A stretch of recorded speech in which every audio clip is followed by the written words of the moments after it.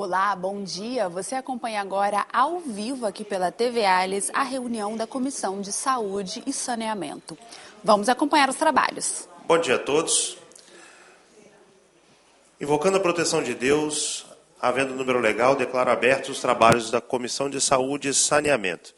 Queria agradecer a presença de todos vocês que nos acompanham agora aqui no plenário e também a vocês que nos acompanham de casa e pelas redes sociais, pela TV Alhes e pelas redes sociais.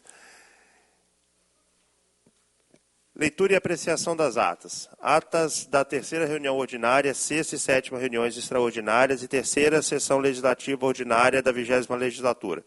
Dispenso a leitura das atas, considero aprovadas e solicito à Secretaria da Comissão que encaminhe cópia para os deputados membros. Se algum deputado quiser propor alguma retificação ou emenda, poderá fazê-lo nas próximas reuniões. Leitura do expediente. Solicito à supervisora Leila Paiva Ribeiro de Assis que proceda à leitura do expediente. Correspondências recebidas. Ofício do número 235, 2025, do excelentíssimo senhor deputado Hudson Leal, justificando sua ausência na reunião ordinária desta comissão, do dia 6 de maio de 2025. Ciente. A Secretaria da Comissão.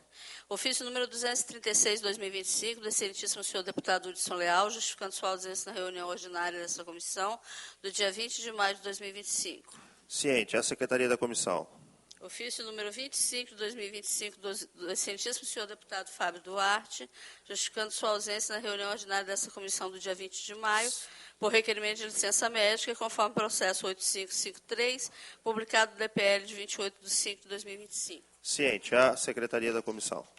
Ofício número 196 de 2025, do diretor-geral da Agência de Regulação de Serviços Públicos do Espírito Santo, ARSP, Alexandre Careta Ventorim, comunicando que está realizando consulta pública número 7 de 2025, tendo por objetivo recolher contribuições e informações que subsidiarão a proposta de resolução que disciplina as soluções alternativas de abastecimento de água e de esgotamento sanitário quando configuradas como serviço público ou ações de saneamento de responsabilidade privada, e sua contabilização para fins de cumprimento das metas de universalização no âmbito dos municípios regulados pela Agência de Regulação de Serviços Públicos do Espírito Santo, no período de 29 de 5 de 2025 a 12 de 6 de 2025.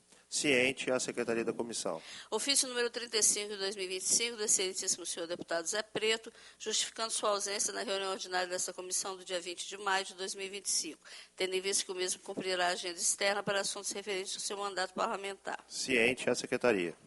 Ofício número 106 do excelentíssimo senhor deputado estadual Alcântara Filho, solicitando investigação e providência sobre grave omissão do socorro ocorrido na Unidade Básica de Saúde, no distrito de Guaraná, no município de Aracruz, ocorrido no dia 29 de 5 de 2025, onde o senhor Washington de Oliveira Abreu, assessor do seu gabinete, buscou atendimento, pois apresentava um quadro clínico alarmante. E, apesar da disponibilidade de uma ambulância na UBS, o pedido de transporte foi indevidamente negado, sendo orientado a acionar o SAMU. O senhor Washington conseguiu o transporte com um conhecido, veio em veículo particular, mas infelizmente faleceu apenas 2 minutos da UPA. Ciente. A Secretaria da Comissão.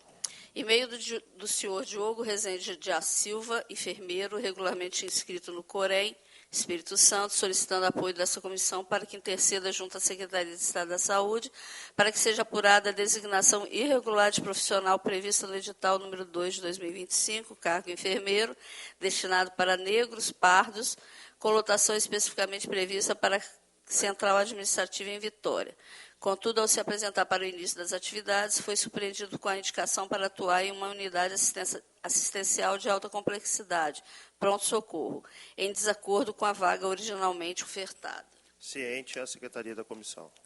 Convite do diretor-geral da Fundação Inova Capixaba para participar do Simpósio de Humanização na Saúde, que será realizado no dia 27 de junho de 2025, sexta-feira, às 8 horas, no Senac Vitória. Avenida Marechal Mascarenhas de Moraes, 2077, Bento Ferreira, Vitória, Espírito Santo. Ciente. A Secretaria.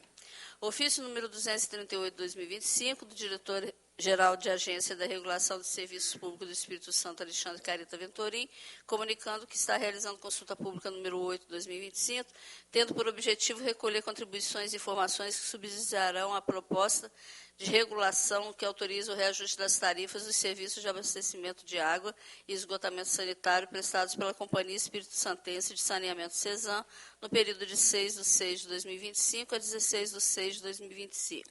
Ciente a Secretaria. Ofício número 65/2025 do excelentíssimo senhor deputado Hérito Carigari, solicitando a realização de audiência pública a ser promovida por essa comissão no município de Atílio Viváqua para debater o tema parto livre, abordando o direito à autonomia da mulher, a humanização do parto e a conduta das instituições públicas e privadas no atendimento obstétrico, com data sugerida no dia 7/8/2025, quinta-feira, às 19 horas. Ciente a Secretaria. Ofício número 261/2025 do Diretor-Geral de Agência de Regulação de Serviços Públicos do Espírito Santo, Alexandre Carita Ventorim, comunicando que está realizando consulta pública número 9/2025, tendo por objetivo recolher contribuições e informações que subsidiarão a proposta de resolução que aprova o Manual de Fiscalização de Diagnóstico de Prestação de Serviços Públicos de Limpeza Urbana e Manejo de Resíduos da Agência de Regulação de Serviços Públicos do Espírito Santo. Ciente a Secretaria. Ofício número 26/2025, da presidente da Associação dos Hemofílicos do Espírito Santo, Rosiane Pereira, ressaltando que, mesmo após a publicação da linha de cuidado das coagulopatias, ainda não há equipes mínimas formadas nos hemocentros regionais, especialmente a região sul, solicitando que essa comissão interceda junto aos órgãos competentes para que essa demanda seja finalmente atendida. Ciente a Secretaria. Proposições recebidas. Projeto de Lei 722/2023, de autoria da deputada Irine Lopes, que dispõe sobre a realização de testes de provocação oral, TPO, para o diagnóstico de alergias à proteína de leite de vaca pelas unidades de saúde do Estado do Espírito Santo. No uso das minhas prerrogativas constitucionais e regimentais, designo o deputado Fábio Duarte para relatar o PL 722/2023, na forma do artigo 67, inciso 7º do Regimento Interno. Projeto de Lei número 432/2019, de autoria do deputado Capitão Assunção, que obriga os estabelecimentos públicos, privados e congêneres que utilizem emissão de senha a disponibilizar senhas do método Braille e a instituir chamada de voz e dar outras providências no âmbito do Estado do Espírito Santo. No uso das minhas prerrogativas, designo o deputado Zé Preto a relatar o PL 432/2019, na forma do artigo 67, inciso 7º do Regimento Interno. Projeto de Lei número 170/2023, de autoria do deputado Deninho Silva, que dispõe sobre a obrigatoriedade das unidades hospitalares em fornecer ao paciente o prontuário de atendimento médico no ato da comunicação de alta e da outras providências. No uso das minhas prerrogativas, designo o deputado Pablo Muribeca para relatar o PL 170/2023, na forma do artigo 67, inciso 7º do Regimento Interno. Projeto de Lei número 461/2023, de autoria da deputada Irine Lopes, que cria o programa de fonoaudiologia educacional na rede de ensino público e privada no âmbito do Estado do Espírito Santo. No uso das minhas prerrogativas, designo o deputado Fábio Duarte para relatar o PL 461, na forma do artigo 67, inciso 7º do Regimento. Projeto de Lei número 420/2023, de autoria do deputado Dr. Bruno Rezende, que institui a política de prevenção e combate ao câncer de ovário na rede pública estadual de saúde. No uso das minhas prerrogativas constitucionais, designo o deputado Zé Preto a relatar o PL 420/2023, no artigo 67 do inciso 7º do Regimento Interno. Projeto de Lei número 88/2023, de autoria do deputado Lucas Polese, que proíbe a exigência de apresentação do cartão de vacinação contra a Covid-19 para acesso a locais públicos ou privados do Estado do Espírito Santo e da outras providências. No uso das minhas prerrogativas, designo o deputado Hudson Leal para relatar o PL 88/2023, no artigo 67 do Regimento Interno. Projeto de Lei número 467/2023, de autoria do deputado Dr. Bruno Rezende, que institui a realização de campanha de conscientização dos malefícios do cigarro eletrônico nas escolas públicas e privadas do Estado. No uso das minhas prerrogativas, designo o deputado Fábio Duarte para relatar o PL 467/2023, no artigo 67, inciso 7º do Regimento Interno. Projeto de lei número 281 de 2024, de autoria do deputado Dr. Bruno Rezende, que dispõe sobre a atenção e cuidado integral às cardiopatias congênitas no Estado. No uso das minhas prerrogativas, dizia que o deputado Zé Preto para relatar o PL 281/2024, artigo 67, inciso 7º do Regimento Interno. Projeto de lei número 390, de 2024, de autoria do deputado Sérgio Meneghelli, que institui a política estadual de valorização e garantia de direitos aos profissionais de coleta de resíduos e limpeza urbana. Dizia o deputado Pablo Muribeca para relatar o PL 390/2024, na forma do artigo 67, inciso 7º do Regimento Interno. Projeto de lei número 280 de 2024, de autoria do deputado Dr. Bruno Rezende, dispõe sobre a criação de programa de conscientização e prevenção de saúde à doença de von Willebrand no âmbito do Estado. No uso das minhas prerrogativas, dizia o deputado Fábio Duarte para relatar o PL 280/2024, na forma do artigo 67, inciso 7º do Regimento Interno. Projeto de lei número 228 de 2024, de autoria do deputado Zé Preto, dispõe sobre a política de apoio e tratamento das pessoas diagnosticadas com câncer durante a gravidez e puerpério no âmbito do Estado do Espírito Santo. No uso das minhas prerrogativas, dizia o deputado Fábio Duarte a relatar o PL 228/2024, na forma do artigo 67 do Regimento Interno. Projeto de lei número 337 de 2023, de autoria do deputado Sérgio Meneghelli, que dispõe sobre a obrigatoriedade da realização do teste de coraçãozinho em bebês nascidos não apenas em maternidades e hospitais da rede estadual de saúde, no âmbito do Estado do Espírito Santo.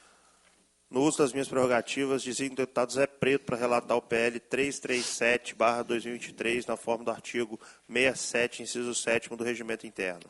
Projeto de lei número 791 de 2023, de autoria do deputado Pablo Muribeca, dispõe sobre o acesso do paciente ao seu prontuário médico por meios eletrônicos na rede pública e privada de saúde no âmbito do Estado do Espírito Santo.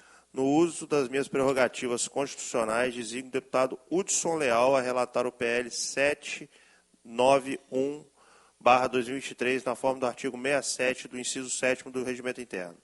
Projeto de lei número 768 de 2023, de autoria do deputado Lucas Polese, que estabelece a obrigatoriedade para os prontos-socorros ou unidades de pronto atendimento da rede pública estadual de saúde a fixarem placa ou visor na recepção ou na entrada de suas unidades em local visível, a fim de informar o tempo de espera para atendimento médico no âmbito do Estado do Espírito Santo. No uso das minhas prerrogativas, dizia o deputado Pablo Muribeca para relatar o PL 768/2023, na forma do artigo 67, inciso 7º do Regimento Interno. Proposições distribuídas aos senhores deputados. Projeto de lei número 699 de 2023, de autoria do deputado Deninho e relatoria do deputado Pablo Muribeca, que estabelece a obrigatoriedade de registro do índice APGAR no prontuário do recém-nascido e no cartão da criança. Projeto de lei número 695 de 2023, de autoria do deputado Dr. Bruno Rezende, relatoria do deputado Zé Preto, que institui a campanha de conscientização sobre a neuralgia do trigêmeo no âmbito do Estado. Projeto de lei número 338 de 2023, de autoria do deputado Sérgio Meneghelli e relatoria do deputado Fábio Duarte, dispõe sobre a obrigatoriedade da realização do teste da orelhinha em bebês nascidos não apenas em maternidades e hospitais da rede estadual de saúde, como também dos bebês nascidos fora dos supracitados estabelecimentos no âmbito do Estado do Espírito Santo. Proposições sobre estados não houve no período, proposições baixadas de pauta não houve no período. Devolvo a palavra ao presidente. Eu justifico aqui a ausência do meu amigo e deputado Zé Preto. Nessa manhã, pela informação que recebi, ele perdeu um familiar entre ontem e hoje está, por motivos óbvios, consolando a tua família por essa perda e por esse motivo, triste não estar aqui hoje ao nosso lado, deputado Fábio. Fica aqui o meu sentimento ao Zé Preto, a toda a família dele, amigos, pela perda, e que Deus esteja no coração de cada um deles. Por uma questão de quórum, eu vou inverter a ordem do dia. Teríamos 2 projetos hoje a serem relatados justamente pelo deputado Zé Preto, e vamos direto para a nossa pauta do dia na Comissão de Saúde, que hoje recebe as visitas da queridíssima Poliana Paraguaçu, mais uma vez, sócia dessa comissão, presidente da nossa queridíssima AMAIS, para falar sobre a conscientização sobre o autismo. Então eu vou conceder a palavra a Poliana Paraguaçu para que faça a sua fala e todas as suas considerações sobre essa pauta que tem crescido todos os dias em relevância, não individual, mas coletiva, pelo número de autistas que a gente tem hoje no Brasil e no mundo, e nós precisamos dar dignidade a essas pessoas que têm uma vida absolutamente dentro do convívio, não apenas social, mas profissional, e nós precisamos ter aparato público que dê sustentação a todas as necessidades do autista. Então, por gentileza, Poliana, você com a palavra. Cumprimento aqui antes, porém, o meu parceiro, amigo e deputado Fábio Duarte, que quer dar também o seu bom dia a todos vocês, nosso vice-presidente aqui da comissão. Bom dia a todos que estão aqui presentes, aqueles que nos acompanham pela TV Alice, ao nosso presidente, Bruno. Quero aqui, antes de tudo, agradecer a Deus por mais essa oportunidade e externar aqui também os meus sentimentos ao Zé Preto, que o Senhor possa estar fortalecendo a todos os seus familiares e amigos nesse momento de inestimável perda. Cumprimentar a nossa presidente, Poliana Paraguaçu. Deus abençoe, querida. Que nós possamos aqui, presidente. Eu preparei até uma breve fala, se Vossa Excelência me permitir, antes de que a Poliana possa fazer as suas considerações e suas explanações. É uma honra estar aqui hoje para discutir um tema tão urgente, que é a conscientização sobre o autismo e os seus desafios reais para a saúde pública capixaba. É importante lembrar que, segundo o censo de 2022, mais de 51 mil pessoas no Espírito Santo têm um diagnóstico de TEA. Na educação, são mais de 13 mil alunos com autismo nas redes públicas e privadas. E na saúde, cerca de 3.500 pessoas recebem acompanhamento contínuo pelo SUS em serviços como CAPSIS e os núcleos de apoio à saúde da família. Mas ainda temos grandes lacunas. A fila por diagnóstico, que passa de 16 mil crianças. A falta de profissionais como neuropediatras, pediatras especializados e psiquiatras infantis. Além disso, terapias essenciais, como ABA, fonoaudiologia e a integração sensorial, não estão disponíveis de forma contínua e pública na maioria das regiões. Estamos aqui hoje para conscientizar e agir diante de tudo isso. E precisamos agir com união, responsabilidade e urgência. Que nessa reunião seja o início de um plano real e eficaz de acolhimento e inclusão. E só para finalizar, presidente, eu acredito que a Poliana deva ter conhecimento da entrega que o governador de São Paulo fez em São Paulo, o centro TEA, que ficou a coisa mais linda. E assim, presidente, eu vou fazer uma incursão até São Paulo, e aí eu acho, presidente, que nós poderíamos fazer juntos, para que nós possamos apresentar esse projeto para o governo do Estado, que seria um projeto de suma importância para o nosso Estado, para que nós possamos estar contribuindo e ajudando a essas crianças, e não somente as crianças, porque por trás de uma criança tem uma mãe, e essa mãe também necessita de acolhimento, de atenção, porque você imagina, infelizmente hoje, as mães hoje, elas dispõem de todo o tempo para ajudar os seus filhos, e elas acabam não cuidando de si próprias. E nós precisamos também que essas mães elas possam ter uma atenção quando os filhos delas estiverem tendo, elas precisam ter a atenção a elas, a saúde delas também. Porque se essas mães faltam, quem é que vai cuidar dessas crianças? Porque a estatística diz que mais de 80% dessas mães são mães solos. Porque, infelizmente, o marido, quando ele recebe o diagnóstico do filho, ele acaba abandonando o lar. E eu sou filho de uma mãe que foi mãe e pai, né? Porque o meu pai, ele abandonou o nosso lar, eu tinha 6 anos de idade. Eu sei muito bem o que é uma mãe guerreira que acordava às 5h30 da manhã e chegava em casa meia-noite e meia, e era o horário que ela nos acordava para perguntar como é que havia sido nosso dia na escola. Deus abençoe. Essa luta não é somente de vocês, essa luta é de todos nós. Muito obrigado, presidente.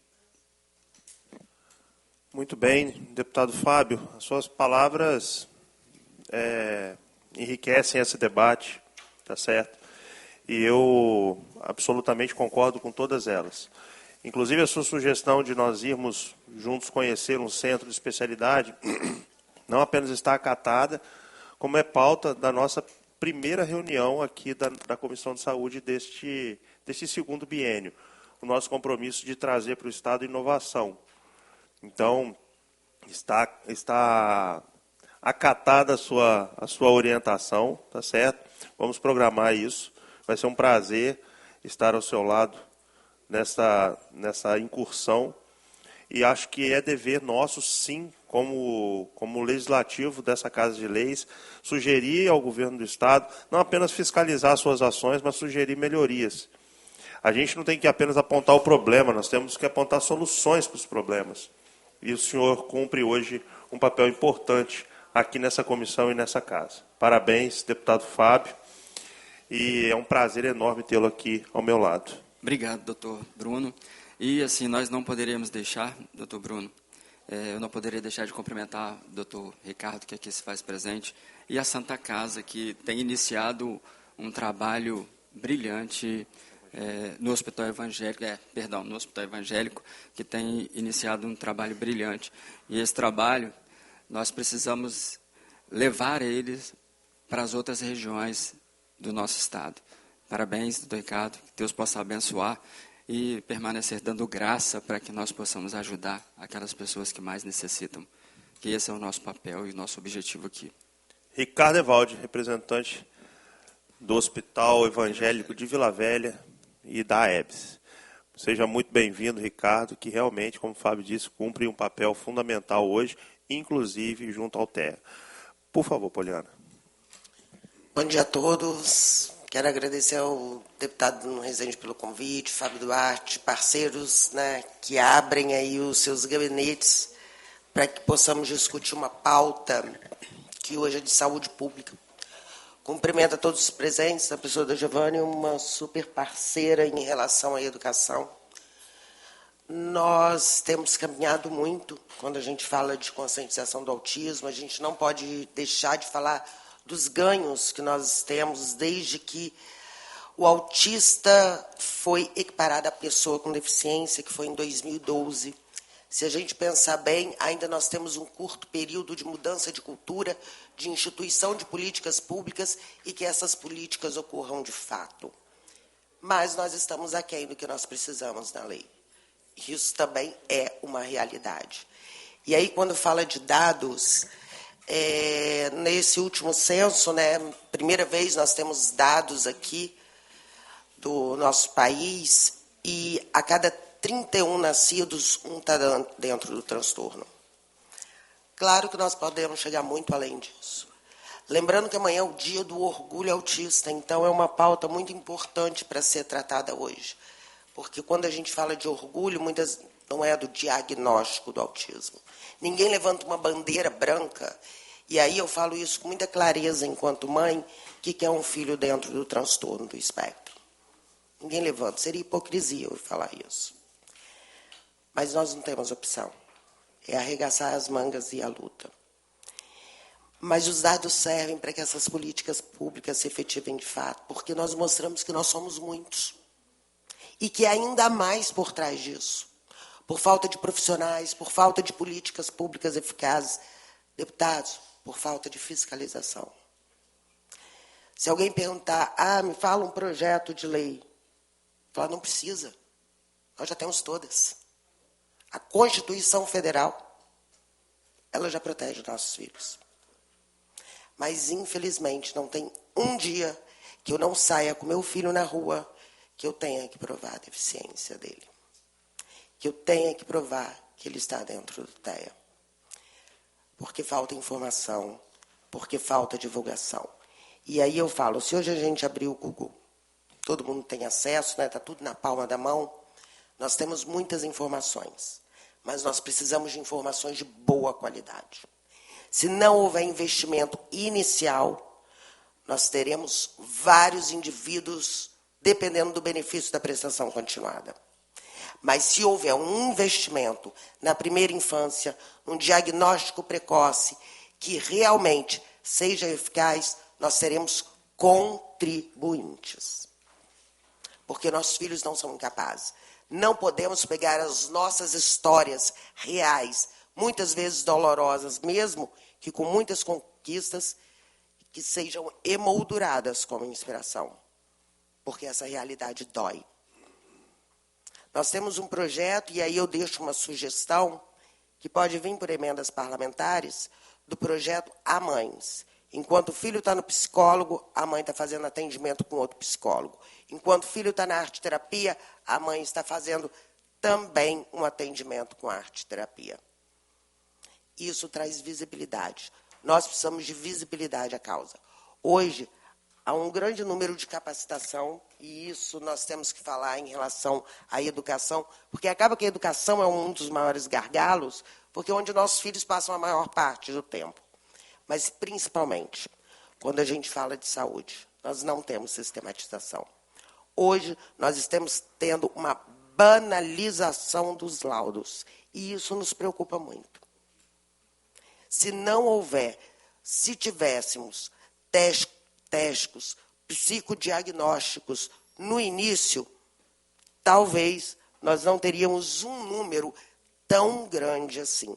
Porque agora é muito fácil os laudos virem com 20 horas, 40 horas, 30 horas de terapia, que muitas vezes não é a realidade.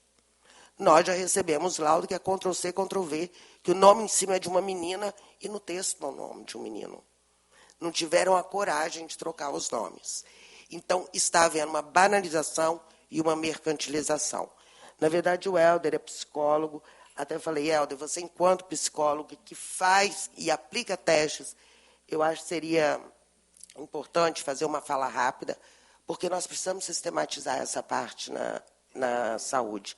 Não há inclusão, não há conscientização, não há visibilidade para os nossos filhos se não houver a transversalidade, se não houver a intersetorialidade entre educação, saúde, assistência, direitos humanos e, por que não, cultura, esporte, lazer. Então, a gente fala tanto em intersetorialização, mas na prática ela pouco funciona. E acaba que a educação fica sendo o maior gargalo, mas não podemos esquecer que a saúde tem uma grande parte nisso aí, que pode, inclusive, dar um apoio a todo esse processo que a gente passa hoje. Eu encerro minhas palavras agradecendo, dizendo que orgulho, sim, no Dia do Orgulho Autista. Orgulho da caminhada até aqui. Orgulho de, muitas vezes, sentir carregar o mundo nas costas. De, muitas vezes, sentir remar contra a maré. De ver uma política ali, onde meu filho tem uma fila preferencial e, muitas vezes, em lugares públicos, nós somos quase escorraçados dessa política. Orgulho de ver um rapaz de 22 anos, mesmo com toda estereotipia, como é meu filho, mas saber o que ele também já conquistou. E o quanto junto nós caminhamos. Orgulho da resistência. Orgulho de abrir mão de mim mesma para ser abrigo. Então, eu orgulho muito desse dia, do Dia do Orgulho Autista. Deixo um desabafo, mas nós precisamos de fiscalização e precisamos que a intersetorialidade funcione em relação a políticas públicas. O autismo, ele está dentro de um espectro e ele precisa de todas essas áreas. Não é só educação, mas nós precisamos começar a ver essa falta na saúde e muitas vezes dentro da assistência. Me desculpo porque eu vou ter que sair um pouquinho antes, porque eu tenho uma agenda às 10 horas, mas deixo o meu agradecimento. Leila, não posso deixar de falar o carinho de sempre. Obrigada. E estamos à disposição, apesar de estar atendendo hoje 1.400 autistas e suas famílias, que é o laudo familiar, nós temos um número ainda maior em nossa fila. Não tem a Mais, não tem a PAI, não tem Pestalozzi, não tem o Hospital Evangélico que vai conseguir atender a demanda que está chegando, se não houver uma sistematização. Muito obrigada a todos e um bom dia.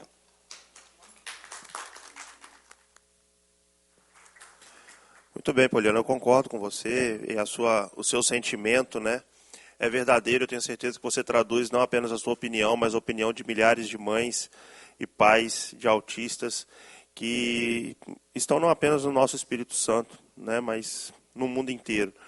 A nossa responsabilidade é com a política pública local. Então, eu acho que a gente tem que mirar nisso e, como o Fábio sugeriu, trazer inovação.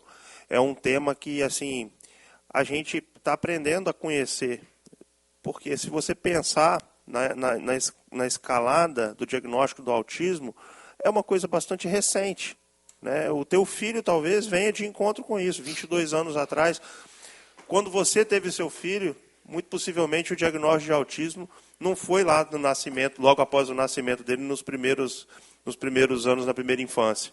Né? Possivelmente, não sei, mas possivelmente foi até posteriormente a isso.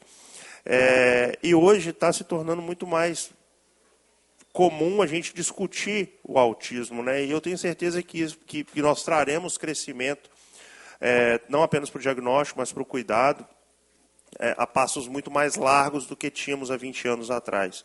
Mas é óbvio que a lacuna de oportunidade ainda é muito grande, né? A lacuna de assistência, eu diria, é muito grande e a gente tem que preencher essa lacuna o mais rápido possível. Porque quando você para pensar em 1 para 30 nascidos, olha o que nos aguarda daqui a pouco. Né? E a expectativa é que esse número não seja bem 1 para 31. Né? Daqui a pouco ele seja muito mais próximo e a gente tem que estar preparado, e a gente tem que estar preparado para isso. Quero cumprimentar aqui a Heloísa Moraes, que é tesoureira da AMAIS, e também com um papel muito importante, né? 1.400 pessoas perto do nosso Espírito Santo. É um número grande, mas pequeno ao mesmo tempo, né? Porque realmente a gente precisa ampliar essa assistência em muito e muito além disso. E cumprimento aqui também instituições que acho que não estão aqui representadas, mas que cumprem um papel muito importante, que são as APAES e as Pestalozes. Ou seja, Fábio, mais uma vez o terceiro setor cumprindo um papel que é público. Mais uma vez, a filantropia cumprindo um papel que é público, e mostrando a importância da sociedade nessa assistência. Como a Poliana já citou o Helder, e ele está aqui na minha listinha, vou conferir a palavra ao Helder para que faça também a complementação em sua fala. E muito obrigado por estar aqui, viu, Helder? O Helder é psicólogo da AMAIS, é o Helder Souza.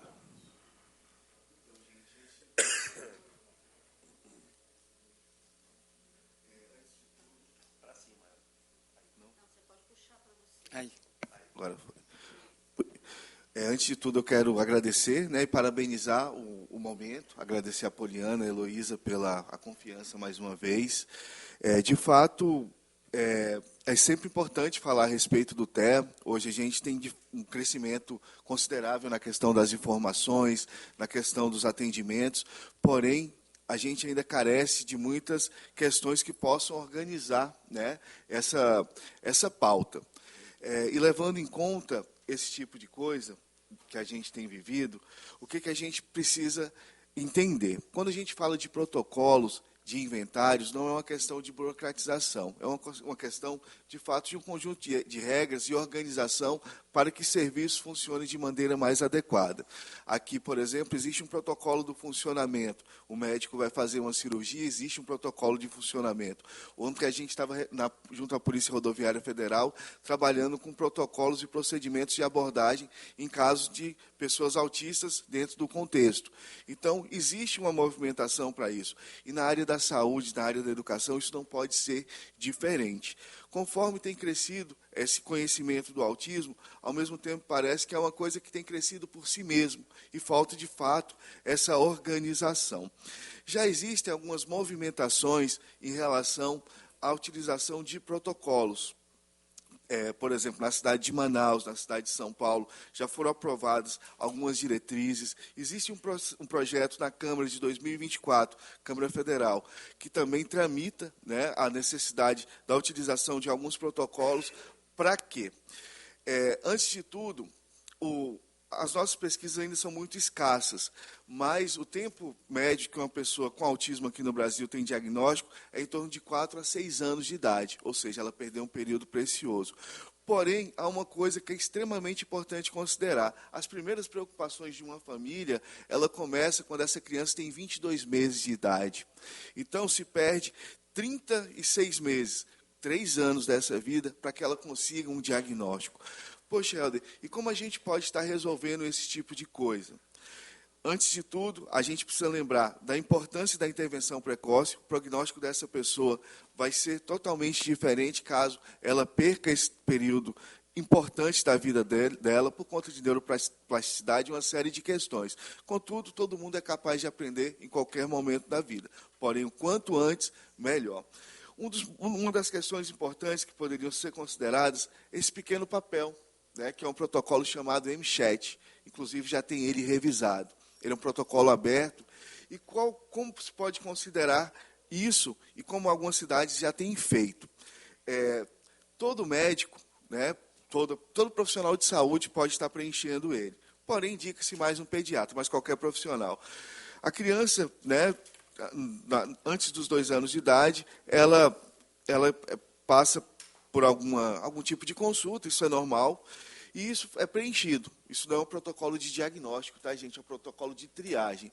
Perceber os sinais dessa pessoa, o que a gente pode fazer? Encaminhar para que ela possa ter, de fato, uma avaliação mais específica.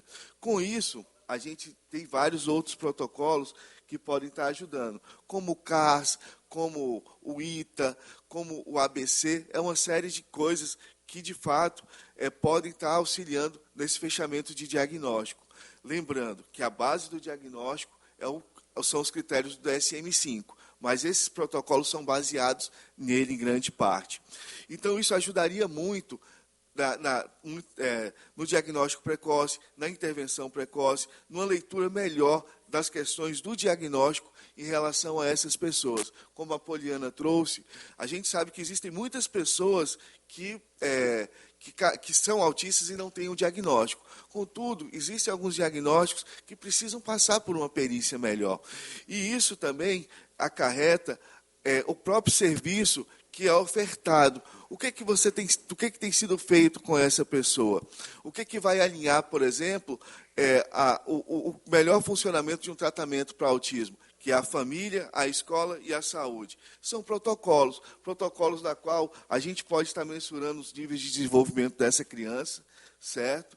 E ali a gente criar planos de intervenção, na qual a gente pode estar trazendo isso às famílias, para que elas possam estar colocando isso em prática no dia a dia, e para o qual a gente também tenha, na parte clínica, na parte escolar, objetivos concretos para que o desenvolvimento dessa criança, de fato, se torne assertivo, e não um achismo. Hoje eu vou brincar de bola com ela porque ela brinca de bola.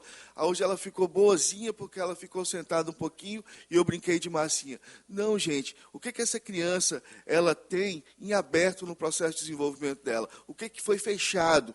Né? Então, eu acho que o olhar público, as políticas públicas, tem que ter esse olhar mais cristalizado em pontos científicos, em pontos, de fato, que existam marcos para que o tratamento seja sério, as políticas públicas tenham, de fato, aonde chegar e que essas pessoas tenham um atendimento que, de fato, vão fazer a diferença na vida delas.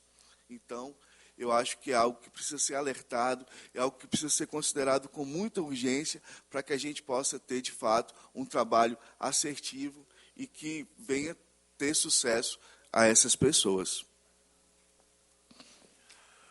Muito bem, Helder. Eu concordo totalmente com você também. Eu acho que a gente precisa evoluir com relação a esses protocolos, porque senão, sem um protocolo, a gente fica sem uma estrada para caminhar, né?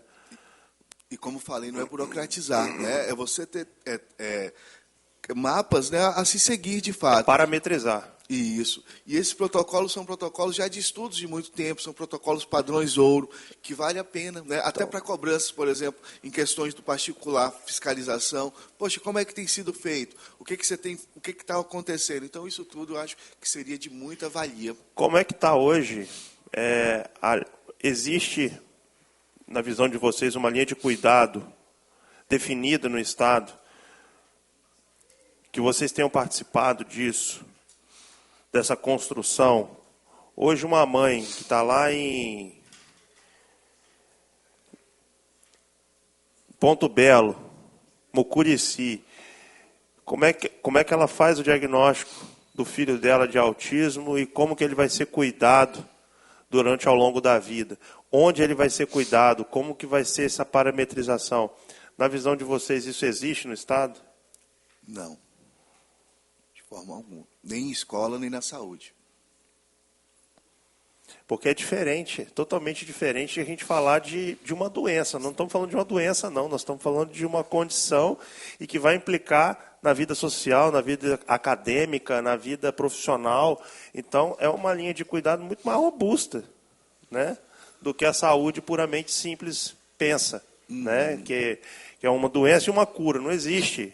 Não existe. É uma condição que a gente vai ter que cuidar de uma amplitude muito mais ampla do que uma doença. É um processo de estimulação para um desenvolvimento Exato, cada vez mais pleno. Exato. E isso não começou ainda, na visão de vocês? Ou a gente isso já avançou? Existe já há algum tempo. No Brasil, ainda carece muito, mas muito mesmo. Avançou em alguns pontos clínicos particulares, mas, no geral, pela abertura a qual já se tem, pelo conhecimento, as informações sobre autismo que se tem, eu acho que a gente ainda não caminhou praticamente nada diante do caminho que a gente já tem aberto. Vocês conhecem algum estado no Brasil que seja modelo neste cuidado? Pode, por favor. É um debate. Bom dia a todos, cumprimentar os deputados, a todas as autoridades aqui presentes. Vou me apresentar rapidamente. Eu me chamo Vanessa, eu estou hoje representando aqui a Federação das APAES, né? Além disso, também, juntamente com a minha colega que está aqui atrás, a Vanessa Ellen. Costa. Isso. Por favor, você já era a próxima a falar mesmo, obrigada. Então, por gentileza. Obrigada. Também atuo lá na Secretaria de Saúde, né? E a Ellen aqui, a gente está aqui um pouco assim, nervosa na cadeira, coçando, porque a gente tem muitas coisas aqui, sim, dentro do Estado, a nível de saúde, né?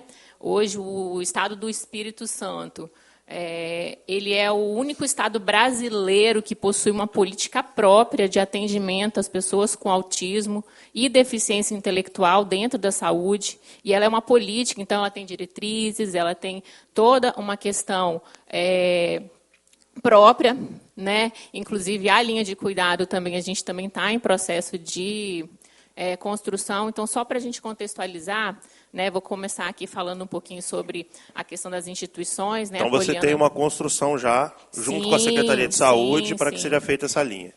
Isso. Na verdade, deputado, a gente tem, a Federação das APAES, ela participou desde o início da construção dessa política, né? Ela é uma política de um serviço especializado de atendimento para pessoas com deficiência intelectual e autismo. Ela está dentro da rede de cuidar da pessoa com deficiência, então ela é um serviço de rede. Quanto serviço de rede, ela articula entre todos os serviços da saúde, inclusive intersetoriais, com outros setores, né, educação, assistência. Hoje a gente tem no Estado 49 municípios que já têm a política. E isso é muito importante a gente falar, porque eu acredito que eles vão me dar razão. Quando a gente fala em atendimento à pessoa com TEA, a territorialização do cuidado ela é muito importante. Muito. Né? Não adianta eu abrir um serviço aqui em Vitória para que uma pessoa de Mucurici, não vou nem tão longe, de Aracruz, venha. Porque isso não é viável quando a gente fala de saúde. Né? O transporte sanitário de uma pessoa com autismo é muito complexo. Né? Então, a ideia dessa política, né, que surgiu entre a ação das instituições, juntamente com a CESA, foi exatamente esse motivo, né? Territorializar e ofertar um atendimento integral. Né? Nesse serviço, ele é um serviço que ele conta minimamente com 5 categorias profissionais, então ele é um atendimento multiprofissional, inclusive com a presença do médico, né? Tem o médico, tem os profissionais de reabilitação, então ele é um serviço que ele, além de fazer a reabilitação, ele também está apto para diagnóstico, né? Então eu convido quem ainda não conhece a política, inclusive os senhores, se quiserem articular com a gente do Estado para poder entender. E foi uma política que ela vem sendo construída com muito cuidado e zelo pelo Estado. né? O Estado ela é uma das políticas prioritárias do governo hoje, está dentro da pasta das políticas prioritárias.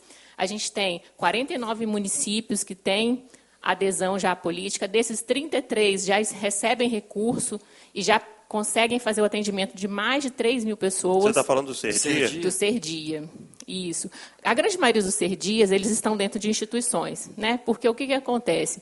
Essas instituições já eram quem prestavam esses serviços e que tem know-how e conhecimento para fazer atendimento de reabilitação. Então, a grande maioria dos serviços eles já ocorrem dentro dessas instituições. É um serviço de cofinanciamento, que a gente fala. O Estado ele entra com uma parte do recurso e o município com uma outra parte.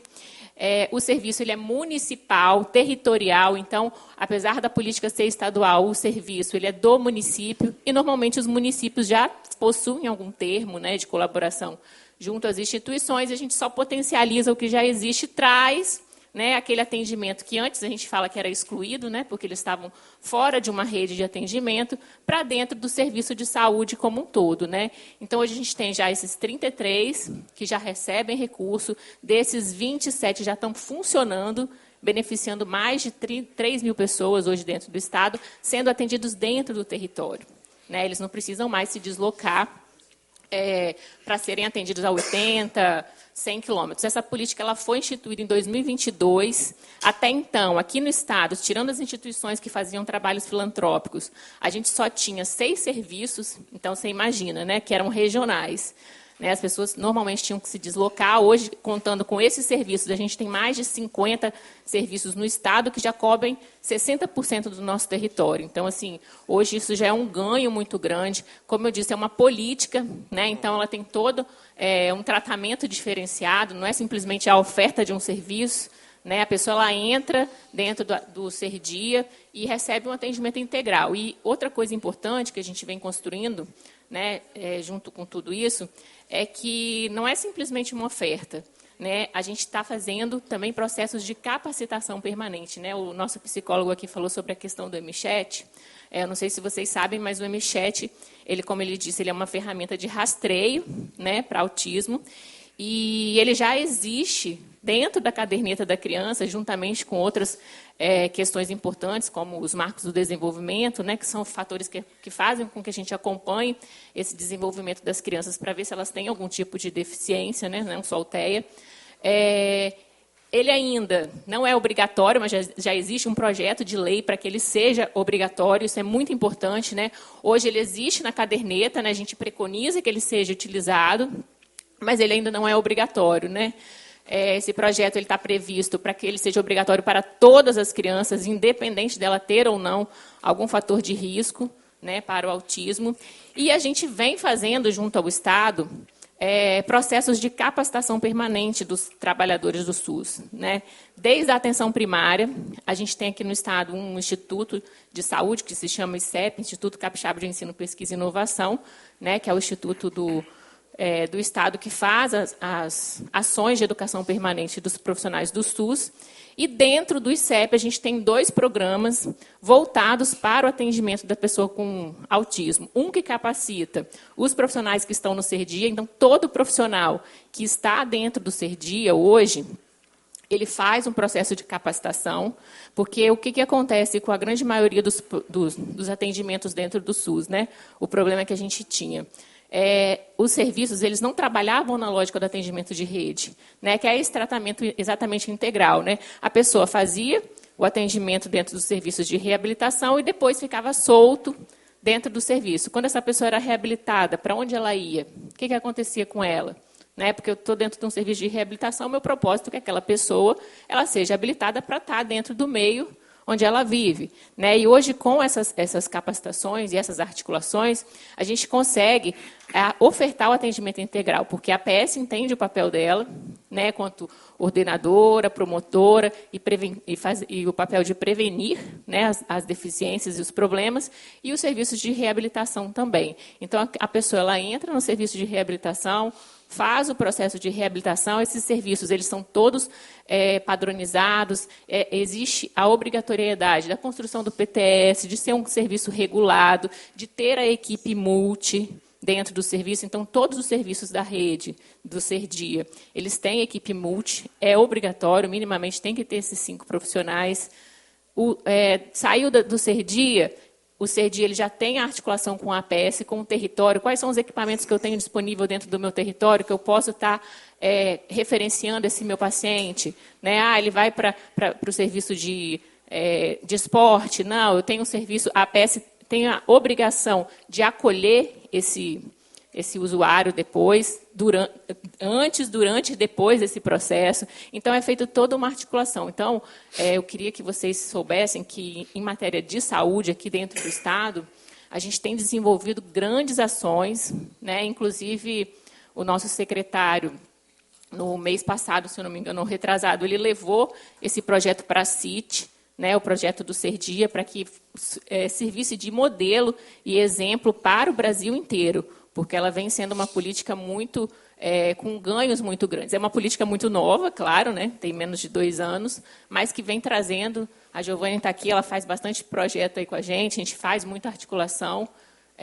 junto à educação, junto à assistência, junto à nova subsecretaria também, de políticas para a pessoa com deficiência, que o Estado também tem. Então, assim, eu acho que a gente tem ganhos muito grandes dentro da questão do autismo no Estado, no que diz respeito à saúde.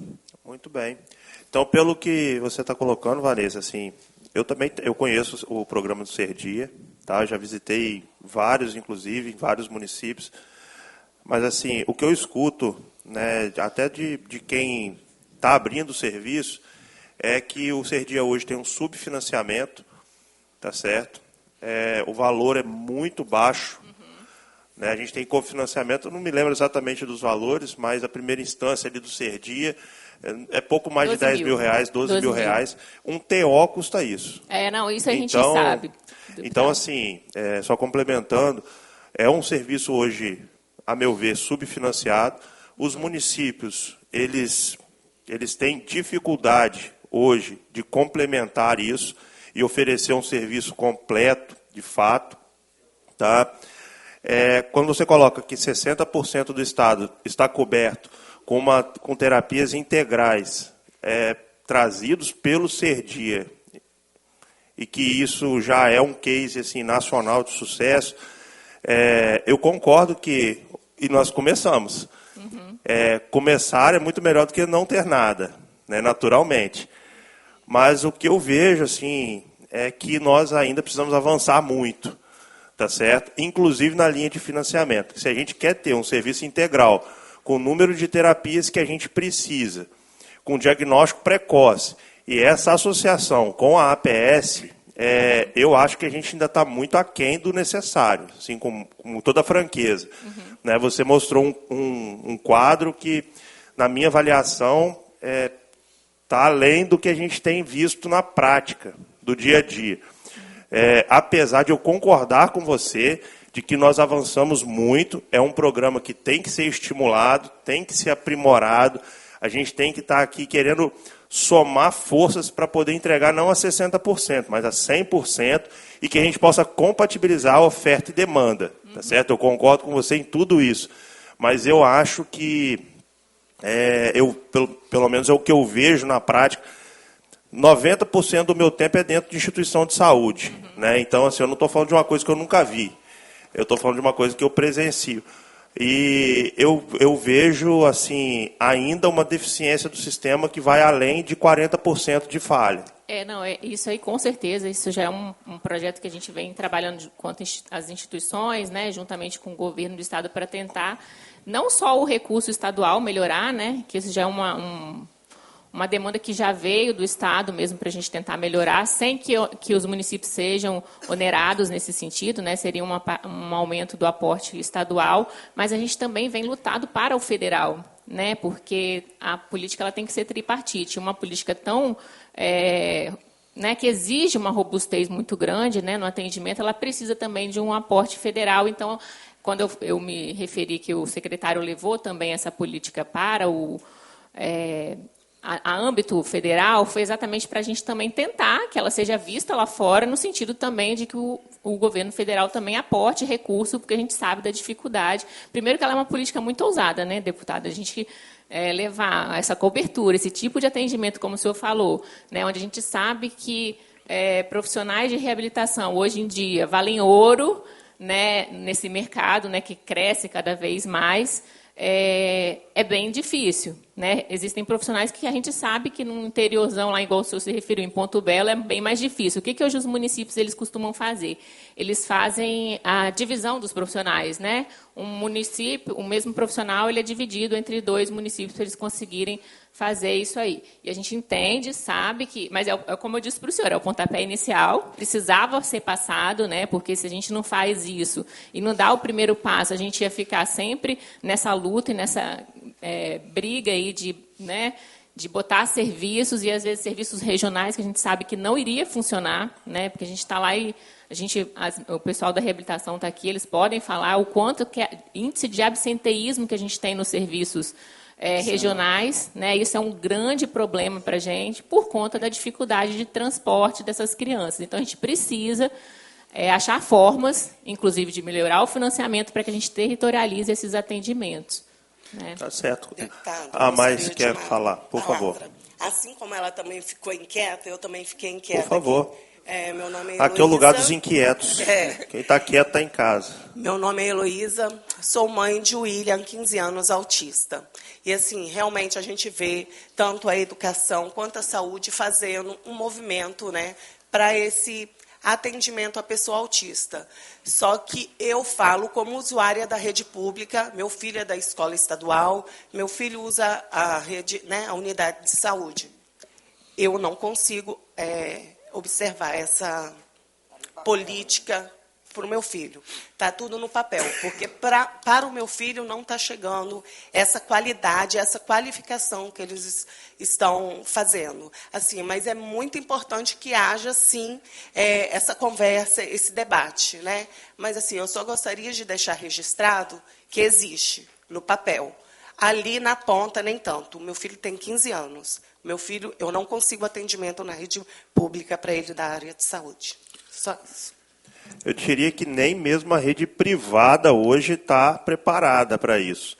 Eu vejo guerras hoje homéricas, por exemplo, com os planos de saúde, para poder oferecer serviços adequados. Então, assim, a gente precisa compreender que o mundo hoje precisa se preparar. E o que nós precisamos aqui é criar uma base para que esse preparo chegue, de fato, à assistência plena. Sim, mas eu não falei nem de preparo. Eu falo realmente você está correta. Atendimento. Você está correta. Tanto que você está corroborando o que eu acabei de falar. Eu acho que você está coberta de razão. Só que a primeira coisa que a gente precisa fazer para chegar num consenso e poder avançar é admitir as nossas imperfeições. Se eu tenho um fantástico mundo onde tudo está perfeito, eu não mudo nada. Concorda? Então, eu preciso admitir o que eu tenho de problemas para poder corrigir esses problemas. Ainda cedo, eu estava conversando com o Fábio sobre reabilitação.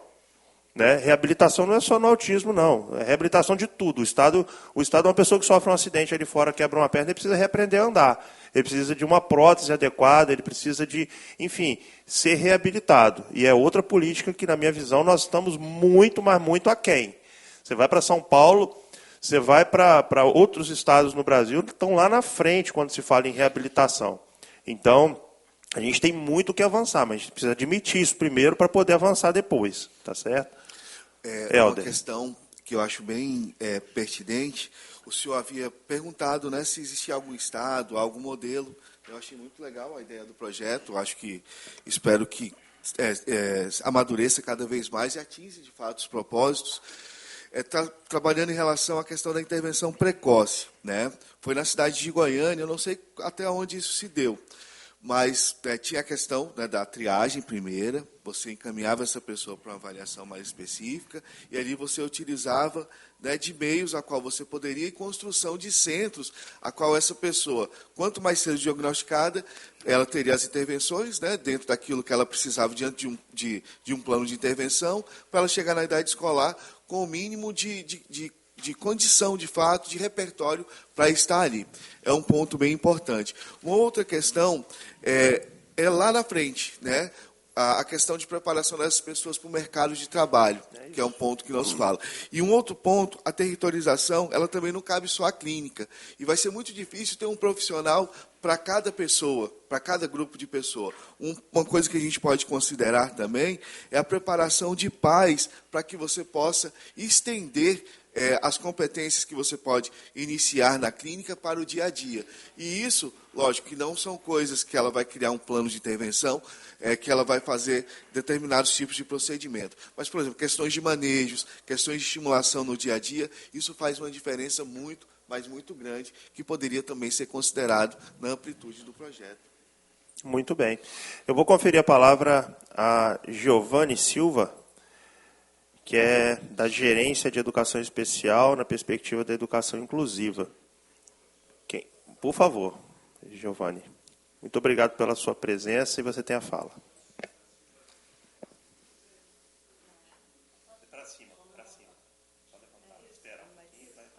Acendeu. Bom dia.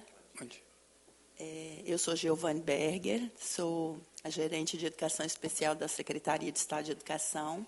E eu trago aqui um abraço do Vitor para o deputado Bruno, deputado Fábio. Né? As agendas são complicadas, né? Então não deu para ele estar aqui. Mas eu gostaria de fazer alguns apontamentos. E diga-se de passagem, um excelente secretário de Educação, que elevou o nosso nível de educação a índices inimagináveis até pouco tempo atrás. Mas agora nós temos que trazê-lo para a pauta. Sim. E essa pauta é uma pauta que muito nos preocupa, né? A gente tem trabalhado incansavelmente lá na secretaria. E, assim, eu vou fazer alguns apontamentos aqui que são importantes, né, para essa manhã e para esse momento. Primeiro que, quando a gente teve aí acesso aos dados, né, do censo do IBGE 2022, ficamos muito preocupados, primeiro porque são 51 mil pessoas com deficiência analfabetas no Estado do Espírito Santo. Esse foi o primeiro ponto que chamou muito a nossa atenção. E aí, quando a gente confronta esse número do IBGE com o nosso número do censo escolar, e aí eu faço um filtro para a educação, né, que é a pasta a qual a gente domina muito bem, né? Quando a gente faz esse filtro e a gente começa a olhar para os estudantes da educação básica, né, que o governo do Estado, os municípios trabalham, e escolas privadas e os institutos federais, a gente consegue ter um retrato do Estado do Espírito Santo de mais de 37 mil estudantes com qualquer tipo de deficiência matriculados na rede municipal, e nós temos 14.500 na rede estadual. E quando a gente filtra mais um pouquinho, a gente tem 500 e poucos estudantes nos institutos federais e a gente tem nas escolas privadas 800 e poucos estudantes. Então, a maioria está na rede pública, municípios e rede estadual. E quando a gente vai filtrando mais um pouco, porque a gente precisa desse filtro, porque a gente tem que entender quem é este estudante que tem autismo matriculado numa rede de ensino pública, a gente compreende que 1,3% deste número que eu falo aqui para vocês são estudantes com TEA. Então, a gente tem 1,3%. Na rede estadual, eu tenho 4.600 estudantes com TEA. Né? Então, eu tenho 14.500 matrículas de estudantes com deficiência, TEA e altas habilidades, e quando eu filtro, eu tenho 4.500, quase 4.600 estudantes da educação básica, né, na rede estadual de ensino. E aí, por que esses dados também são muito importantes? Para a gente pensar em políticas públicas. Né? Todas as pessoas que falaram aqui estão dizendo que a gente tem um trabalho intersetorial. E esse trabalho intersetorial, ele de fato precisa ser fortalecido, porque é através desse trabalho intersetorial que a gente consegue avançar em políticas públicas e que a gente consegue pensar qual é a melhor política pública para o Estado do Espírito Santo. qual é o melhor desenho? Qual é a melhor estratégia? Né? E aí a gente sai, cada um do seu campo de atuação, e a gente começa a pensar num cidadão capixaba. A gente começa a pensar numa criança, num jovem, num adulto, né, capixaba, que tem qualquer tipo de deficiência, ou que tem TEA, ou que tem altas habilidades, que é outro campo de atuação nossa, que a gente também está aí na busca, né, de boas alternativas, porque a gente tem grandes potenciais no Estado do Espírito Santo. E quando a gente começa, então, a fazer esses diálogos, a gente olha para o campo de atuação para pensar, aqui neste espaço, dentro da escola, qual é a melhor intervenção pedagógica para que esse estudante se desenvolva? Porque nós já passamos da fase do acesso. O Estado do Espírito Santo é o único estado brasileiro que tem 100% de estudantes com deficiência ou TEA ou altas habilidades matriculados na rede pública de ensino. Os outros estados brasileiros não têm 100%, porque eles têm escolas especializadas, porque eles têm muitas escolas privadas, né? Mas o Espírito Santo não. Essa população está toda dentro da rede pública. Então, mais um motivo para a gente olhar para essa rede pública e pensar qual é a melhor política pública para garantir esses direitos. E dizer para vocês que a gente tem trabalhado muito nessa perspectiva formativa, né? Enquanto educação, a gente tem dado muito suporte aos municípios, os municípios têm solicitado muito as nossas assessorias, a gente tem feito formação, todas as formações que a nossa rede oferta, nós incluímos os municípios, porque a gente está pensando numa criança ou num jovem aí que é capixaba, não que é de uma rede ou é de outra, é uma pessoa capixaba, que em algum momento vai estar numa rede, em outro momento vai estar em outra rede.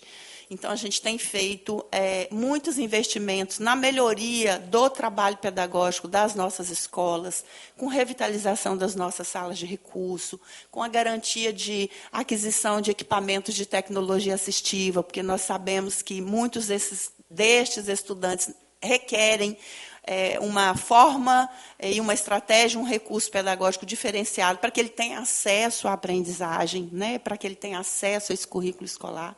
E a gente já tem evidências desses estudantes com aprendizagem, né? Nós já temos muitos estudantes que saíram de um patamar cognitivo de desenvolvimento pedagógico e estão em outro patamar. Isso significa que as nossas intervenções têm surtido efeito.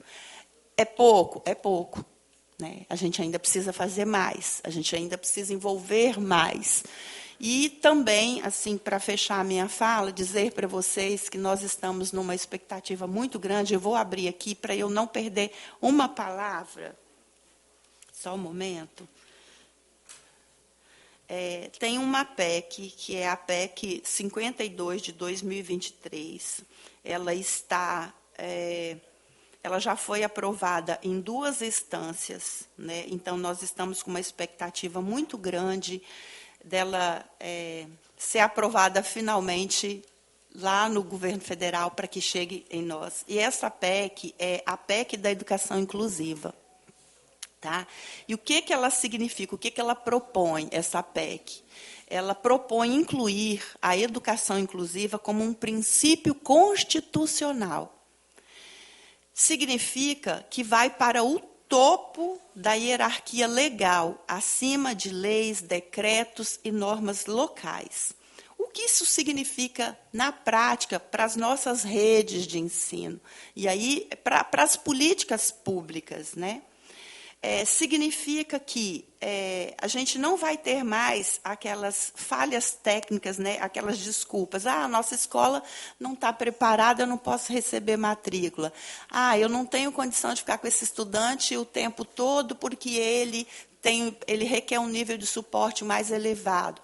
Porque ele não faz terapia. Porque ele não é assistido pela assistência. Então, com isso, né, o que nós vamos ter de ganho a nível de país, né? Esta PEC ela vai constitucionalizar, ou seja, ela entrará no artigo 206 da nossa Constituição Federal, da seguinte forma: Inclusão se tornará parâmetro para as políticas públicas, base legal para as decisões judiciais e fundamento obrigatório para todas as escolas do país. E com isso, com essa PEC aprovada, né,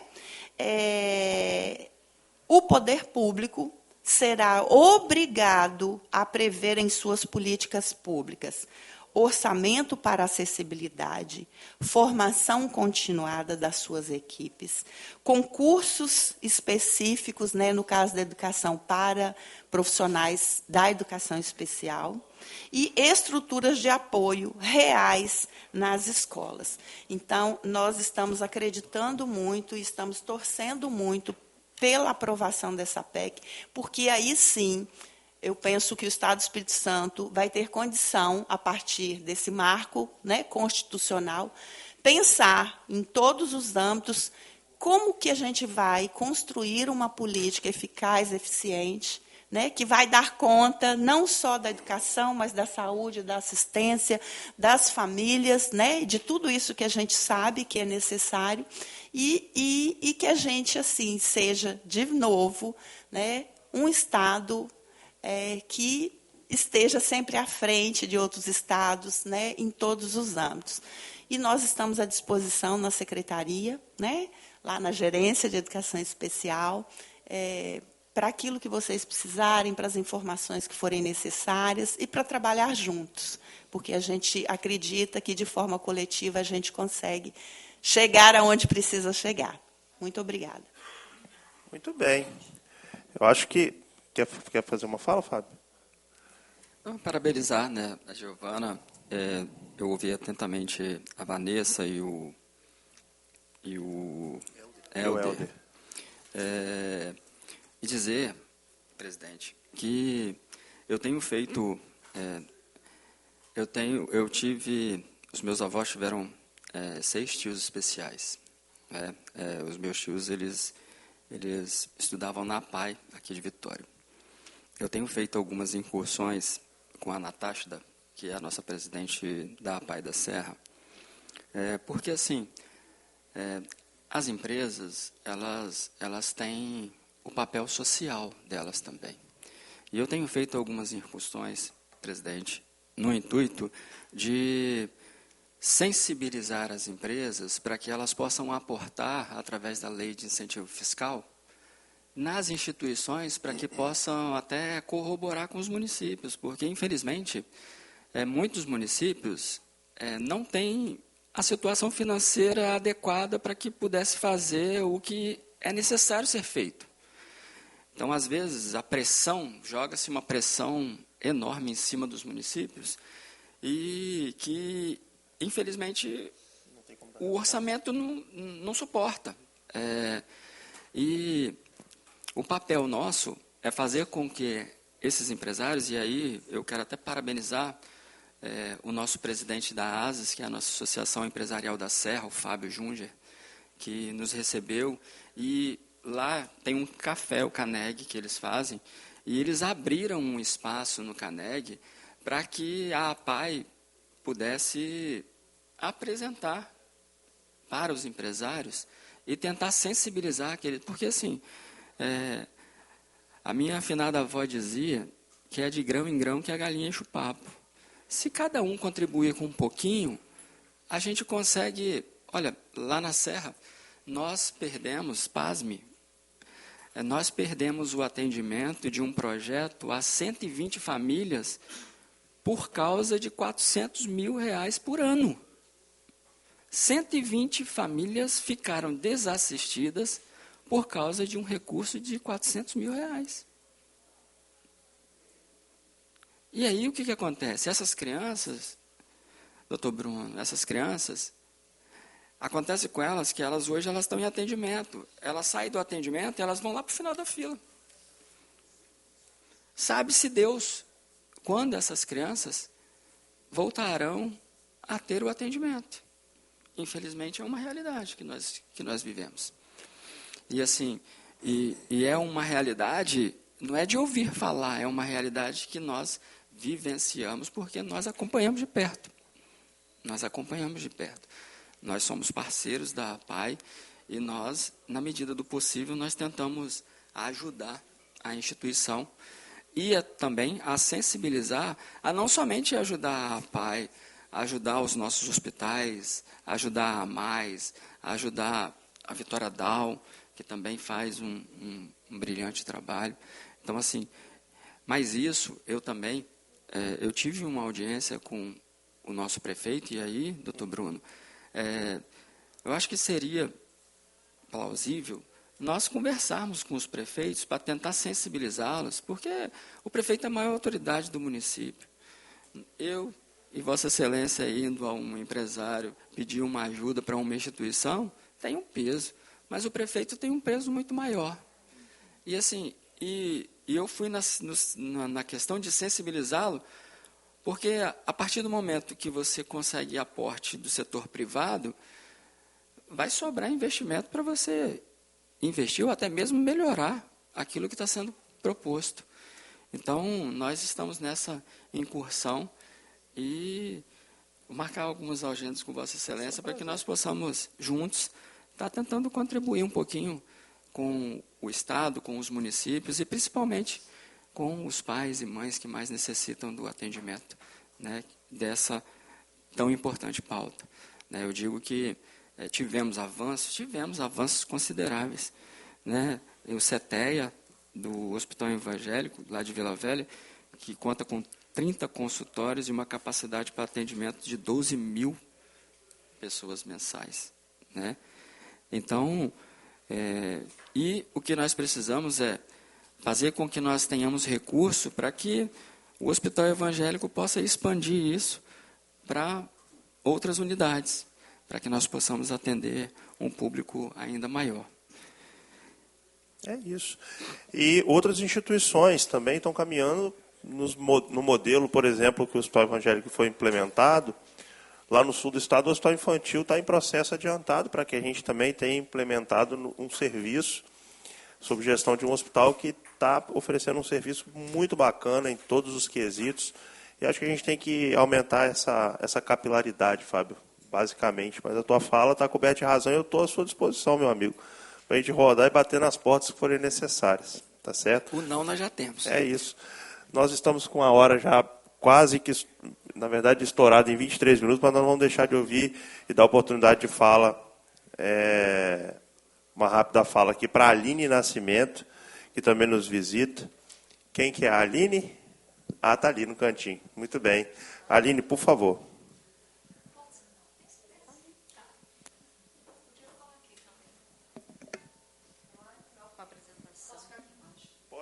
Pode ficar embaixo, pode ficar onde você preferir, Aline. Ah, tá. Pode ficar onde você preferir. Daqui. Então tá. Tá joia. Obrigada pela fala. Bom dia para todos. Esse aqui, né? Tá aqui. Eu quero agradecer aqui. Que momento bom, né, que nós estamos tendo. Vou procurar ser bem rápida. Sobre a fala do nosso amigo ali, sobre incentivo fiscal, né? Eu vou falar aqui rapidinho. A minha área é música, eu sou a Aline, sou educadora musical, e há 20 anos eu trabalho com musicalização de bebês. E embora eu sou paulista, quando eu mudei para Rondônia, era uma novidade. Quando você ouvia falar em musicalização para bebês, muitas pessoas achavam, não, isso é bobeira. Isso, para quê? Né? Só vai fazer musicalização a mãe e o pai que não tem tempo e vai ali passar um tempo ali com a criança. E nós tivemos recentemente agora aprovado a regulamentação dos musicoterapeutas nas terapias multidisciplinares. E, gente, nós estamos vivendo em um momento onde a música, infelizmente, está sendo banalizada. E está sendo entendida como entretenimento. E por que eu preciso frisar isso aqui? A gente precisa frisar o quão importante a música é fundamental para o desenvolvimento da criança, porque eu vivi isso e vivo. Quando eu estou atendendo uma criança, em grupo ali numa aula de musicalização, crianças que vêm indicadas por psicólogos, fonoaudiólogos, neuropediatras, ou seja, na verdade, quando a gente fala em terapias, as multidisciplinares, que os autistas precisam fazer a terapia ABA, a música, gente, está associada a todas elas. Por que a música está associada a todas elas? Porque uma vez que eu tenho a música que é algo abstrato, que é fundamental ali no desenvolvimento da criança, naquele marco do desenvolvimento, nós temos as janelas de aprendizagem da criança, que é essa primeira infância, eu vou estar aproveitando todos os neurônios, eu vou estar utilizando todos os neurotransmissores que ela tem ali, de uma forma abstrata, e eu vou conseguir, sim, desenvolver essa criança. Pensando nisso, justamente sobre a importância da música, a influência que ela traz para a criança na regulação emocional, nós temos ali dopamina, serotonina, vários neurotransmissores que são, gente, fundamentais serem trabalhados através da música. Pensando nisso, dentro de sala de aula, numa época onde a gente só tinha galinha pintadinha, lá atrás, há 15 anos atrás, eu sonhei com esse projeto aqui, que hoje é um canal no YouTube, chamado Ovelhinha de Davi. O canal Ovelhinha de Davi, ele traz aqui a minha experiência com as crianças. O Davi, ele é um personagem que ele estimula a criança que está assistindo. Qual que é a tendência? E qual que é o grande problema que nós temos hoje, gente? Criança com tela, com celular. E a pergunta que eu faço é, se a tela, ela é um grande malefício para a criança, será que o pai realmente, gente, vai ter condição de tirar a tela 100% dessa criança? Não vai. Qual que é a solução que eu posso dar para esse pai, para que ele possa utilizar a tela? Qual que é a solução que a criança tem para a saúde mental dela diante do que ela assiste? A solução é interação com o personagem. Uma vez que eu tenho uma criança assistindo algo na televisão que não interage com ela, é óbvio que até eu e você, se o personagem não está pedindo para que eu abra a boca, para que eu fale, para que eu faça sons com a boca, é claro que essa criança não vai.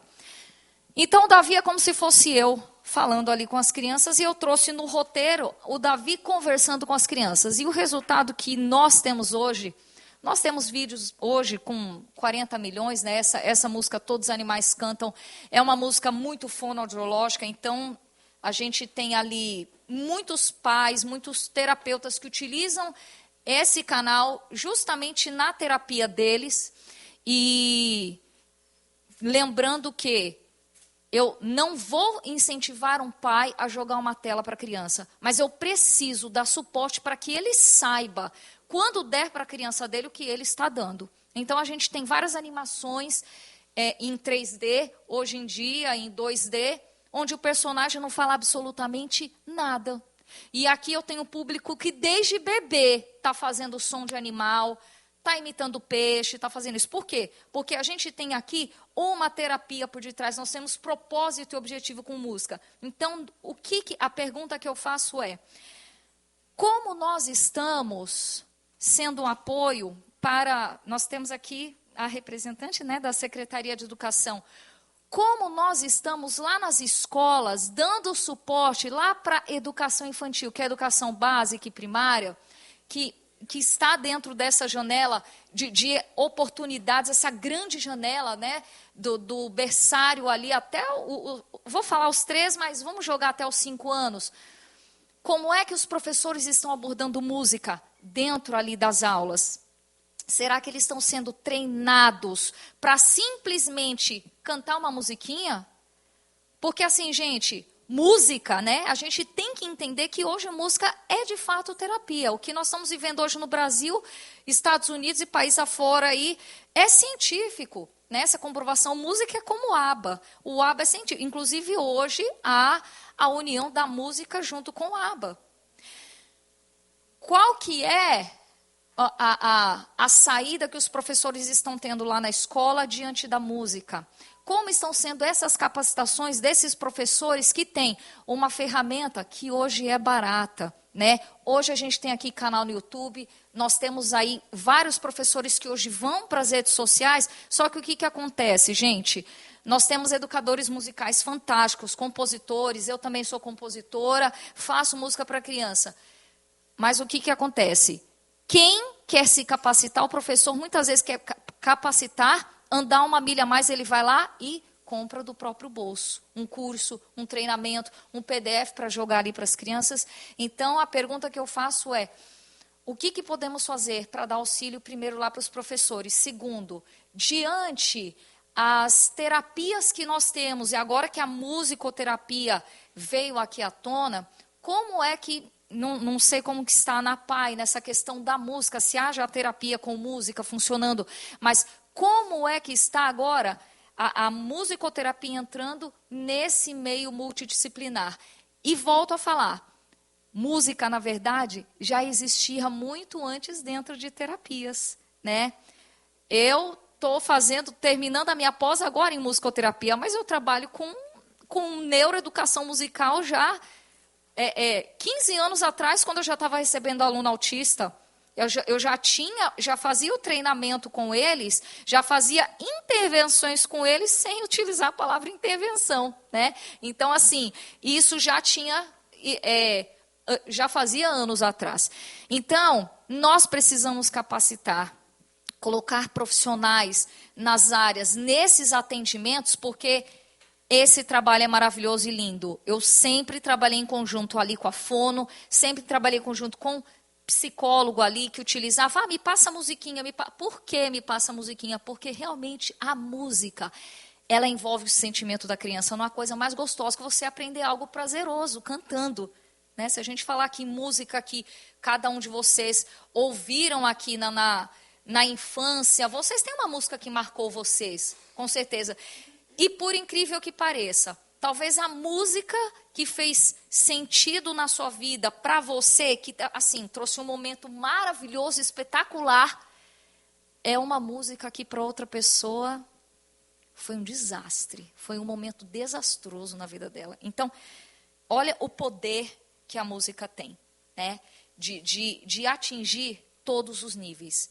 Então, meu apelo aqui é para que a música ela possa ser vista como algo tão importante, né? E fundamental, junto aí agora a todas as terapias, uma vez que nós temos essa regulamentação da musicoterapia, dos musicoterapeutas, talvez se não tiver musicoterapeutas para atenderem todas as terapias, com certeza existem educadores musicais, como eu, que lá no passado já trabalhava a questão neurológica musical no desenvolvimento infantil e como essas crianças precisam. Nós temos, por exemplo, esse canal aqui, é um canal gratuito. Então, eu tenho pais aqui que acessam, mãe que não tinha nenhum diagnóstico ainda da filha. E falava assim, olha, minha filha está com 3 anos, ela não fala, estamos ainda para ver o diagnóstico dela, ainda não tenho, mas com essa música aqui, eu comecei a cantar em casa e minha filha ela se sente estimulada a bater palma, né? Então, aqui eu estou trabalhando neurônios espelhos, córtex frontal, motor da criança. Por quê? Porque eu quero envolver. Eu não quero, o meu objetivo não é... A gente tem 140 mil inscritos, mas eu tenho ali por mês 900 mil espectadores. Então, quem assiste não se inscreve. Meu objetivo não é inscritos, meu objetivo é atender, é fazer a terapia ali e trazer música de qualidade. Então, a pergunta que fica é, como podemos ajudar essas pessoas que não têm condições, né? Esse aqui é gratuito. E o pai que não pode pagar uma aula particular de musicoterapia, assim como todas as outras intervenções que eles têm que pagar, infelizmente, até quem paga plano de saúde, a gente já sabe a tristeza que é até o plano de saúde, o pai não tem direito com aba tantas sessões possíveis. Então, trabalhar com pais de crianças autistas, para mim, é algo que toca, que mexe no meu coração, porque, por momentos, várias vezes, eu atendia, olha, pasmem, em Roraima, morei também em Roraima, último estado, Rondônia, Roraima. Era 7 horas da noite. Eu tinha homens vindo para a aula com seus filhos, porque a mãe estava dando aula lá na Federal, a outra estava dando plantão médico. Os pais das crianças vinham fazer aula ali comigo. Homens, figura masculina. Hoje estamos tendo, sim, há um grande apelo para a paternidade, eles estão vindo. Como é que nós estamos trabalhando com esse pessoal, capacitando eles e dando suporte para eles? Então, que a música possa ser uma bênção na vida de todos, na sua vida, na minha vida. E obrigada, viu, pela palavra. Muito obrigado. Pelo adiantado da hora, gente, nós vamos caminhar para o fim, tá certo? Mas queria agradecer mais uma vez a todos vocês pela presença. Naturalmente que esse é um tema que a gente não esgota em uma discussão, a gente tem que empurrar para que ele sempre, de fato, avance, né? E a gente ainda tem muita água para passar debaixo dessa ponte até a assistência chegar na sua plenitude a todos os capixabas. Eu queria concluir agradecendo a presença de todos vocês, agradecendo a Deus, ao nosso gabinete, a Comissão de Saúde, a presidência da ALIS, a diretoria das comissões permanentes, aos servidores de Engenharia e Tecnologia da TV ALIS, Taquigrafia, Sonorização, procuradores e consultor temático. Nada mais havendo a tratar, declaro encerrados os trabalhos dessa comissão e convido os senhores membros para a próxima, que será extraordinária, dia 23/6, às 9 horas, no plenário Rui Barbosa, nessa Casa de Leis. Tenham todos uma ótima semana, um bom dia e que Deus abençoe a vida de vocês. Um abraço. Obrigado.